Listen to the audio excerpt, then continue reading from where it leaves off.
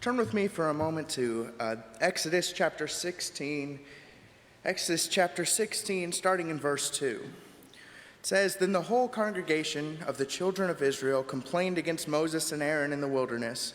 And the children of Israel said to them, 'Oh, that we had died by the hand of the Lord in the land of Egypt, when we sat by the pots of meat, and we ate bread to the full.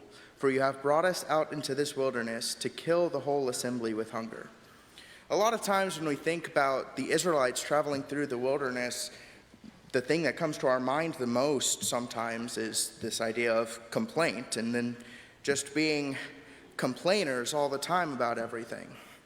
And while that is definitely true, and we have several accounts like this, I want you for a moment to put yourself in their shoes. Imagine you're out in this wilderness away from all of the things that sometimes we think of necessities, the privileges that we have in our just day-to-day lives. Some of these people hadn't even seen Egypt, especially later on, just heard stories they've heard and parents from the land where they came from, and they have this promise of the land where they're going to, but haven't seen anything of any of these things. Just out in the wilderness of just waste and the bare necessities of what they have with this promise of where they're going. In Hebrews chapter 11, starting in verse 13, it says, "These all died in faith, not having received the promises, but having seen them afar off, were assured of them, embraced them, and confessed that they were strangers and pilgrims on the earth.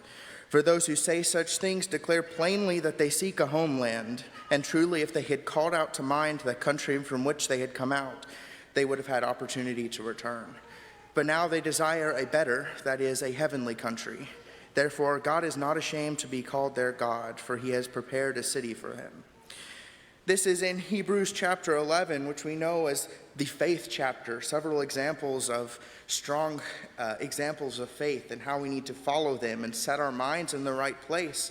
And it says here that these people were in the same situation as the Israelites, the same situation of not being able to see for sure what comes or see the promises that were promised to them, but just have this hope, this faith in God that one day what is coming is better than anything we can imagine. Today, we're in this same situation. We're here wandering the earth, wandering this land that casts us out sometimes, that goes by completely different thoughts and things that we need to have and follow, but we have this hope that we are going one day to heaven, this promise that has been given to us. But just like the Israelites here begging that they could go back to Egypt, pleading for Egypt, we have the choice to return to what we see. We have the choice to turn to the world around us, but it's our job to focus on the future, to where we're going. In the end of chapter 11, in verse 32, it says, "And what more shall I say? For time would fail me to tell of Gideon and Barak and Samson and Jephthah, also of David and Samuel and the prophets, who through faith subdued kingdoms, worked righteousness, obtained promises, stopped the mouths of lions." And then skipping down to verse 38, it says, "Of whom the world was not worthy. They wandered in deserts and mountains, in dens and caves of the earth. And all these, having obtained a good testimony through faith, did not receive the promise. God, having provided something better for us, that they should not be made perfect apart from us."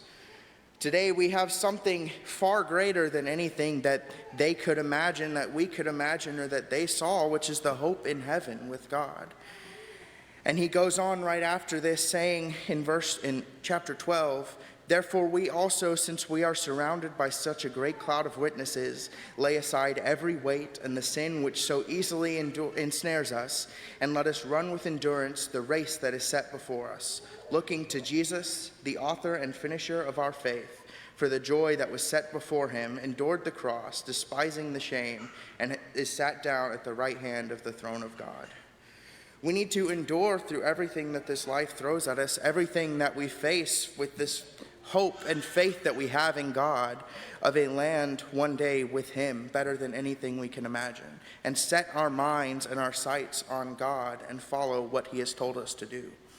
So today I call you to reflect on your minds and on your lives.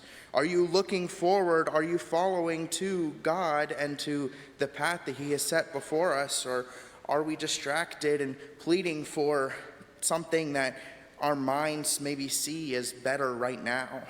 Are we pleading to go back to where we came from, to go back to the things around this world? Whatever it is, I ask you to look upon yourself today, and if you have any need, or if you haven't taken the first steps towards this hope and faith that we have in God by following what he says and taking him on in baptism, whatever you need, whatever we can help you with today, I encourage you to come forward as we stand and as we sing.